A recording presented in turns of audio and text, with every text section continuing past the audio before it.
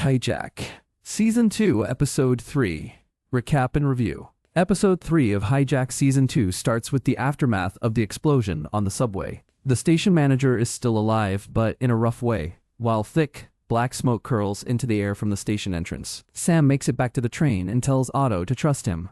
When he speaks to Ada again, he demands she clear the train and get the line up and running. He also wants a photo of Bailey Brown in the next 30 minutes, otherwise things could get worse. Our latest video, Sam has Otto inform the passengers that there's been a small fire on the line, and they've been diverted to another line. Given the fire and smoke snaking into the carriage, there's a bit of panic as the passengers try and move down to the adjacent cars. Interestingly, that man, Freddy, with the briefcase, is still alive, and it did blow up after all. Snatches him up and brings Freddy back into the train, admitting they only have 30 minutes before the network operators figure out what's going on. Back at network operations, Olivia informs Ada that Sam is a lawyer, specializing in M&A and part of the Kingdom 29 debacle. While Ada scrambles to work out what to do, she also has the Chancellor breathing down her neck. With the transport system compromised and panic starting to trickle in, it does look good. Ada informs everybody that the network center is now going to be an operational command center,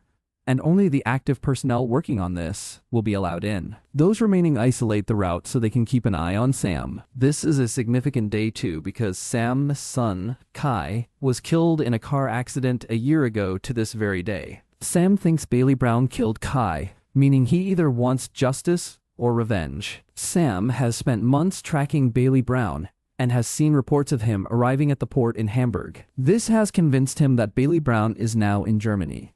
Ada decides to use this knowledge to try and control the narrative. Clara speaks to Sam and brings up his son and what Bailey Brown did to his son. Clara turns the mic over to Peter Faber, who tries to rationale with Sam, but it only seems to make things worse. However, Faber starts to doubt the narrative around this passenger dying, believing it's completely out of character for Sam. Olivia does some digging and learns that no one at all entered the port of Hamburg. Not only is this odd, but it seems like the data was accessed from an IP address outside of the organization traced to Schwäbische Straße. This brings them to Faber.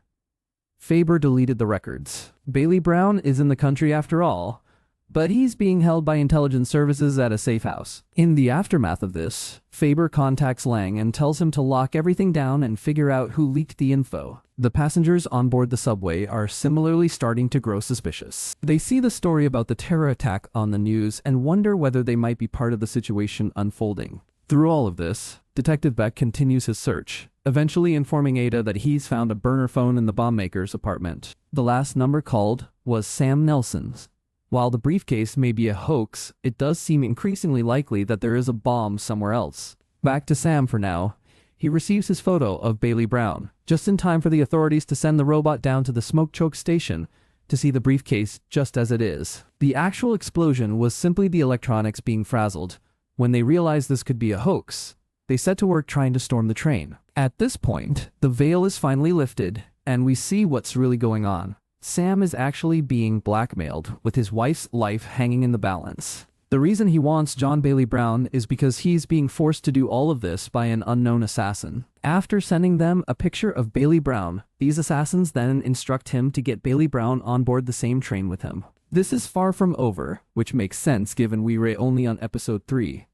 Sam does not have a choice but to comply with these assassins. Sam eventually shows Otto and Freddy that he's being forced to do this, and they now work with him. When the train is suddenly ground to a halt, with all the lights switched off and the power out, Sam realizes his time may be up here. Sam talks to Otto outside in the tunnel to make sure everything is safe. The thing is, they are being listened to and watched from inside the train, so with the power off, the pair can talk properly in the tunnel. Sam tells Otto to run for the landline nearby and get British police on the line.